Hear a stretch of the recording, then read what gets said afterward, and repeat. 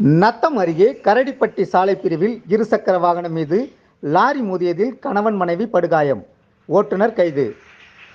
திண்டுக்கல் மாவட்டம் நத்தம் அருகே மூங்கில்பட்டியைச் சேர்ந்தவர் சித்ரகுமார், வயது 36, சென்ட்ரிங் வேலை செய்து வருகிறார். இவர் தனது மனைவி கவி, வயது 24, மகள் தர்ஷிகா, வயது 2 ஆகியோருடன் மேலூரில் உள்ள மாமனார் வீட்டிற்கு சென்றுவிட்டு இருசக்கர வாகனத்தில் மூங்கில்பட்டி வந்து கொண்டிருந்தனர். ஞாயிற்றுக்கிழமை மாலை 6 மணி அளவில் மூங்கில்பட்டி அருகே கரடிப்பட்டி சாலை பிரிவில் வந்து கொண்டிருந்த போது எதிரே வந்த பட்டினம்பட்டியைச் சேர்ந்த சின்னையா மகன் விக்னேஸ்வரன், வயது 38 என்பவர் ஓட்டி வந்த கண்டெய்னர் லாரி சித்ரகுமார் ஓட்டி வந்த இருசக்கர வாகனம் மீது மோதி கட்டுப்பாட்டை இழந்து லாரி அருகில் உள்ள கட்டிடத்தில் மோதி நின்றது. இதில் சித்ரகுமார் மற்றும் அவரது மனைவி, மகள் மூவருக்கும் காயம் ஏற்பட்டது. காயமடைந்தவர்களை மீட்டு அப்பகுதியைச் சேர்ந்த பொதுமக்கள் 108 ஆம்புலன்ஸ் உதவியுடன் நத்தம் அரசு மருத்துவமனைக்கு அனுப்பி வைத்தனர்.